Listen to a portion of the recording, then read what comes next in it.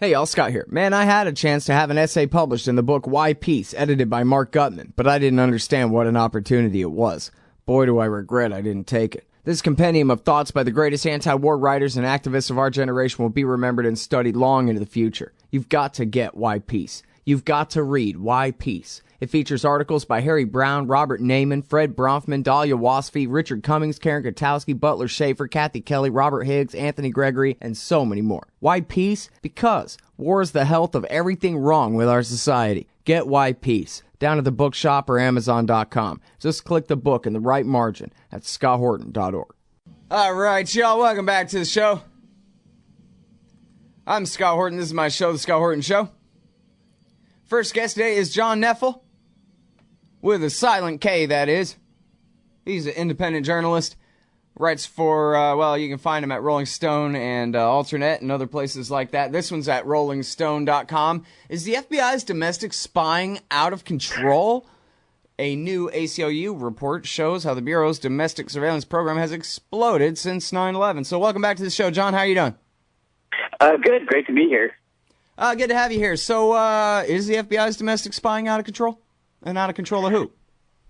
Well, that's really the question that's going to be at the forefront for civil libertarians for the foreseeable future. And what the ACLU report details very clearly is that following 9/11, the FBI created an Office of Intelligence, and since then, they have really institutionalized this intelligence gathering process in the FBI, and they've turned away from a sort of their what they traditionally had as a sort of strictly law enforcement mandate. And although certainly over the FBI's history they engaged in a lot of intelligence gathering, it's now formalized in a way that we haven't seen before. Okay, so that's interesting to me, the Office of Intelligence. Is that the same as a division, like they have the criminal division and the counterintelligence division? Is this a new separate division, or it's under one of those two, or how does that work exactly? And it's different from the counterterrorism division, I guess, too. Yeah, I believe that it was started as part of the counterterrorism division. I'm actually not entirely positive about that, but it's something that that has engaged in all kinds of very, very shady behavior using informants, mapping Muslim communities, things like that. Mm-hmm. All right, well, and so let's talk about that first and foremost here, the mapping. What do you mean by that, and what's so bad about that? Right, so there's this program called domain management, and it was partially implemented by this guy, Philip Mudd, who is a former CIA agent who then went to the FBI to help the FBI with its intelligence gathering. And what domain management does is it allows the FBI to map regions of the country by race, by religion, by ethnicity. And one of the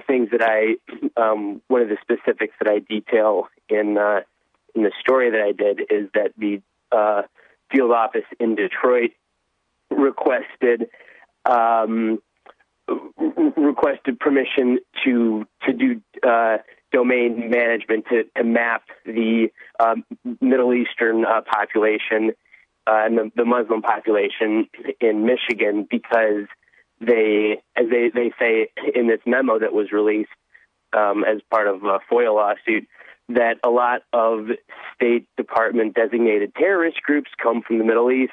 There are a lot of people of Middle Eastern descent in Michigan, and so they need authority to map who lives where in Detroit. in Michigan because they are Muslim and because they say because so many of these state designated groups come from the Middle East. And so it's a pretty clear, I think, example of profiling. That's not what the FBI says publicly. They say that it's about that the program of domain management is only for specific cases, not for general intelligence gathering. But what one of the people that I talked to for the story, Trevor Aronson, who's done a lot of looking into the FBI for a book that he wrote called The Terror Factory, he said that FBI agents have told him that they call domain management battlefield management. So that gives you a sort of sense of how at least some agents are approaching this topic. Yeah, like they're Stanley McChrystal fighting the Sunni-based insurgency in Iraq or something, right? This is your kill box. And that one's right, mine. Exactly. And it's... Well, now, so hang on a second here, John. Let me ask you something from a devil's advocate kind of thing, because for me, of course, I want the FBI abolished, 10 years ago. I don't think they should do anything at all, but so maybe that's not necessarily the best place to question you from. How about, hey, come on, they got to protect us from the bad guys somehow, and they are a bunch of dunderheads, and so it's not like they can just magically know who the bad guys are. They do need webs of informants throughout the Muslim community someone's got to be around to tell them that, hey, the preacher at that mosque is getting pretty crazy, and some of the young men listening to him seem even crazier than him, and maybe you guys need to go and check out what they're up to, and right or not? Well, so what the FBI can do is investigate acts of criminality, and arguably that's the only thing that they should be doing. The author of this report, McDermott, who's a former FBI agent, uses the example of Tamerlan Tsarnaev, and so there are these. Of course, the accused Boston bomber, one of the two.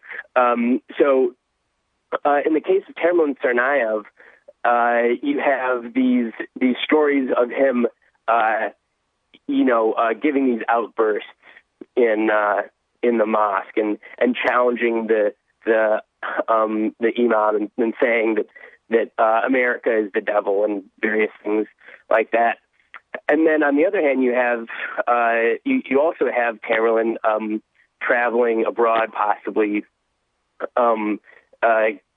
traveling to get training to meet up with violent groups. And as Mike German lays out, only one of those two is potential criminal behavior, and it's traveling, it's attempting to get training. That's something that the FBI can and probably should be investigating. But the problem is that once you start investigating people based on and investigating groups based on protected First Amendment activity, then that's when you get into very, very serious problems. And that's, in many cases, that's when the sort of the next step of bringing the informants in and establishing these sort of very elaborate stings comes to the forefront. There's this case of the Newburgh Four in upstate New York who say that they were entrapped, and their case was actually recently there was an appeal heard. They were convicted of attempting to bomb synagogues, and on appeal, two of the judges said that the appeal that the conviction should stand, and that it wasn't a case of entrapment. Now, when you look at the facts of the matter, you have somebody who really, under no reasonable circumstances, could have carried out a terrorist operation on his own. You have this guy, James Cromedy, who at one point is offered $250,000 by the FBI informant to go through with this plan. And so what you have is when the FBI starts singling out groups and looking at groups and potentially investigating them for saying something inflammatory about the United States, what that sometimes leads to is creating these elaborate stings that the FBI can then have these press conferences to say, look, we just foiled a homegrown terror cell, and that justifies massive spending on counterterrorism measures. Yeah. Well, this is one where I guess I'm not really sure if there's any indicators that we can look to measure whether the people are catching on to this yet, but it's certainly, for anyone who's paying attention to it, it's the most obvious thing in the world that you can count the actual terrorist threats in America since 9/11 on one hand. Moussaoui, who they'd only done their job, they could have stopped the thing in the first place. But then there's Zazi from Denver, and there's what's his name? The Times Square bomber, Faisal Shahzad, and I think I'm missing one other. And the rest of them are all entrapment jobs. Or at least, trumped up charges based on a bunch of hooey, Yeah, there's the FBI really loves to trot out that there have been 500 or more. They say more than 500 terrorism cases that have been successfully prosecuted since 9/11, and some of those are sort of low-level money transfers, things that are not actually violent threats. And then many of them are these trumped-up sting operations. And like you said, there are really only, you can probably count on one hand the number of actual threats. And one of the really key points to remember here is that these threats are not as awful as some of them could have been. We're not talking about existential threats to the United States, and I think that a lot of people need to really examine the country's priorities in terms of what kind of violence is absolutely unacceptable, namely any violence that we call terrorism, and what kind of violence is acceptable, which is all kinds of violence, all kinds of death that comes from the stress of poverty, violence that comes from childhood obesity, from cops, bullets, gun deaths. There's all kinds of violence in this country that people are fine with, but we as a culture have decided that the only appropriate number of violence from terrorism is 0, and so the NYPD, the FBI, and other agencies have taken on this, I think, really problematic prevent sort of philosophy. And what ends up happening is that you create these huge dragnets, and you end up really terrorizing a lot of local populations. Mm-hmm. Well, then, of course, also it means missing real attacks and real threats like the Tsarnaev brothers. As we were saying on this show, for which I guess it's pretty easy to just predict for the, indefinite future or whatever, but the next time somebody tries to really blow something up in this country, they'll get away with it, and we can thank the FBI for screwing around, chasing their tail, making up these fake attacks so that they can, pat themselves on the back and do a little press conference and whatever and get their funding and all. But meanwhile, innocent people will be dead. And that's what happened in Boston. Right. And the sort of the irony beyond that is that the people who come out, the activists who come out and say, this is unconstitutional, they themselves will likely be made targets of political surveillance, either by the FBI or by local law enforcement forces. Of course, there was a FOIA lawsuit by the Partnership for Justice Fund that revealed that even prior to Occupy Wall Street setting up camp in Zuccotti, members or activists were being surveilled by the FBI, and so you see that level of sort of granular looking at activists, and you also see an enormous amount of cooperation, sometimes some friction, but a lot of cooperation between federal and state officials in these fusion centers that exist throughout the country as a sort of joint task force where information is centralized and could potentially be used either to find new informants, to flip informants, things like that. Right. All right. Now, there's a line in here. This is a minor point, John. There's a line in here where I can't even imagine he wrote. I'm blaming the editor. It says, the NYPD would go so far as to entrap somebody, which to the FBI is completely beyond the pale. But, huh? Oh, that's the case of Ahmed Farhani.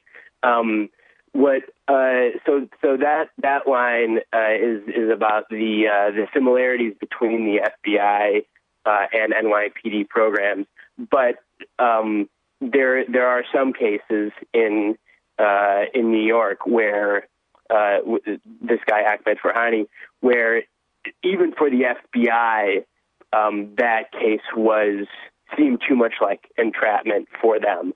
So that was a case of the NYPD going so far beyond the pale that even the FBI, who has shown its willingness to engage in all kinds of very questionable stings, even they weren't willing to get on board with the prosecution and the investigation of Ahmed Farhani. Oh, yeah, I actually remember that one. You know what? I just misread it like it was talking about what the FBI would ever do. But I do remember that in this case, the NYPD was going so far that the FBI said, man, you guys take it from here. We don't want anything to do with this. Yeah, exactly. And Farhani was, people might remember him, he was called synagogue, the would-be synagogue bomber. He's a man that the NYPD spent a lot of time investigating, setting up a sting on.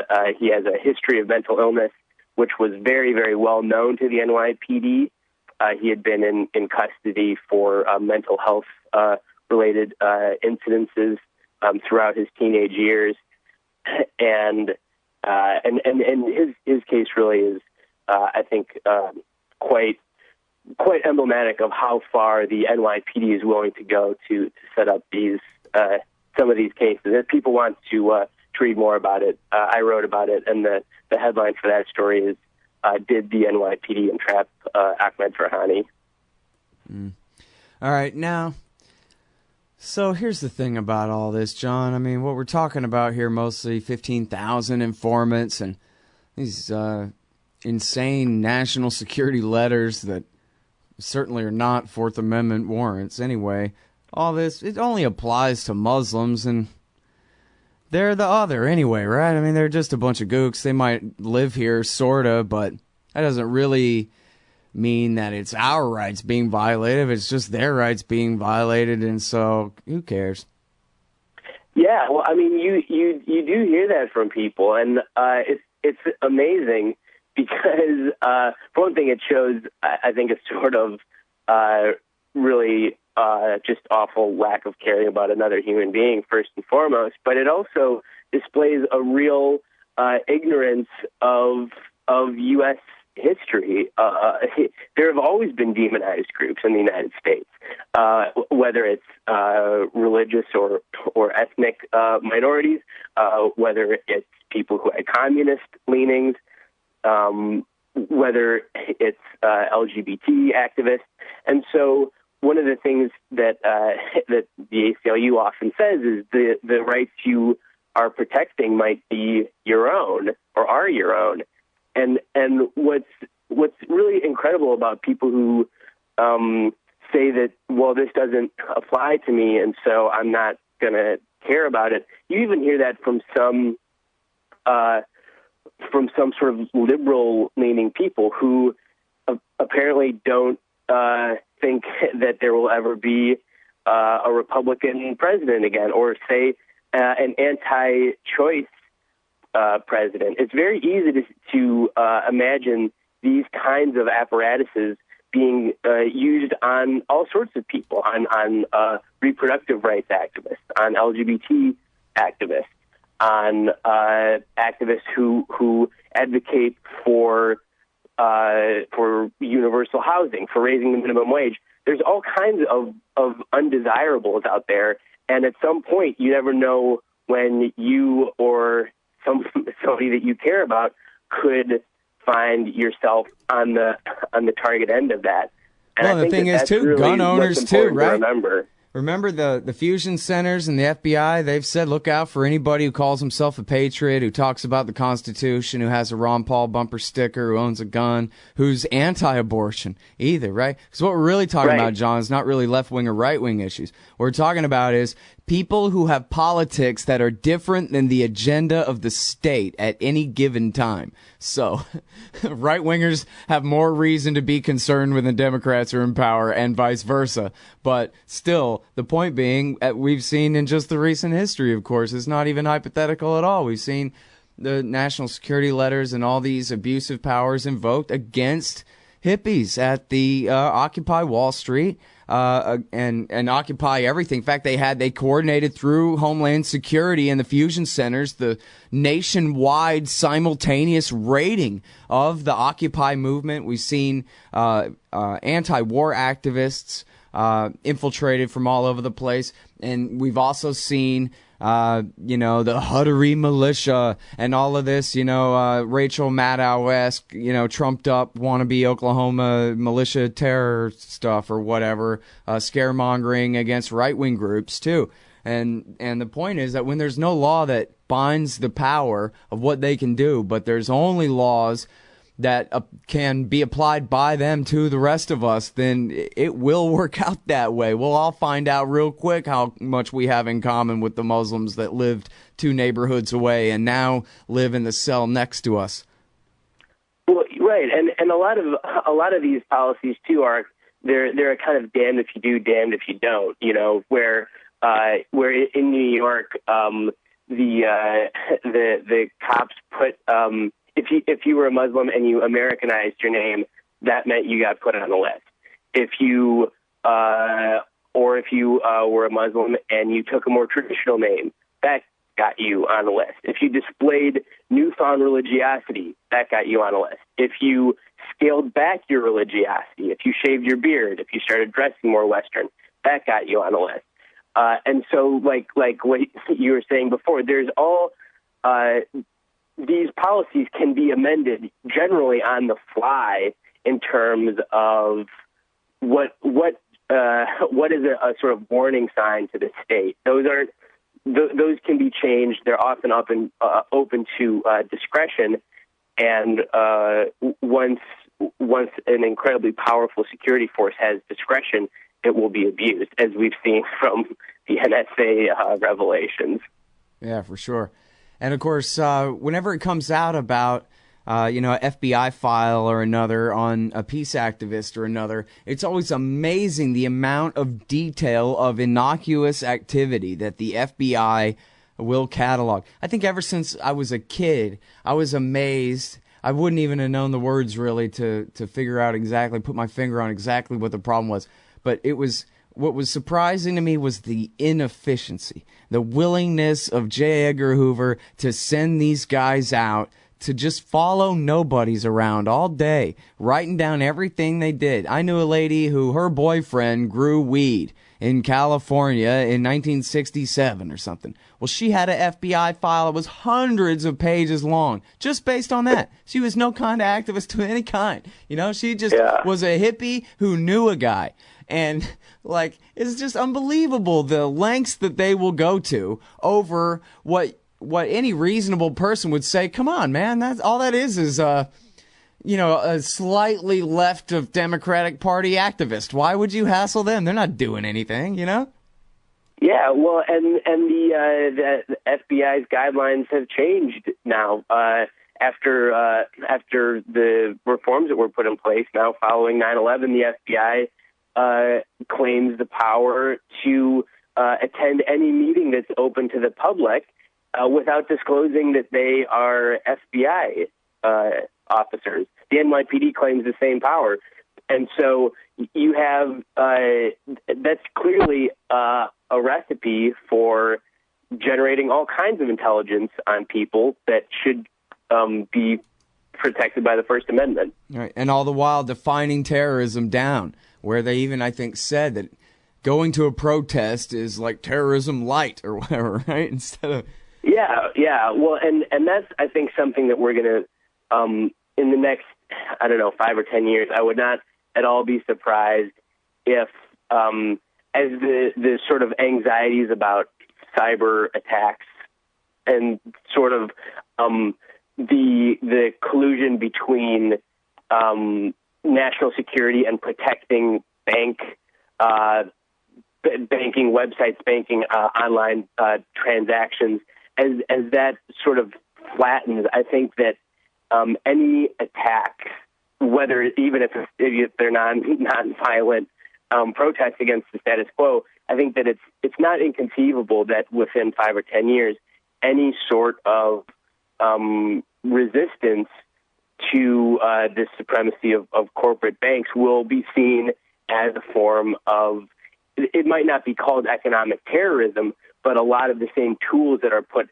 been put in place to quote unquote fight terrorism will be used against anyone who's pushing back against any too big to fail banks. Yeah. Well, from time to time we hear the attitude that, back when the Republicans were in power, they abused this stuff against left-wing activists, so now it's time for revenge. And vice versa, too, whenever it's the Republicans' turn. Instead of saying, hey, we conservatives need to stand up for the rights of those lefties so that we'll have ours, too, and vice versa, which is, to me, the American way.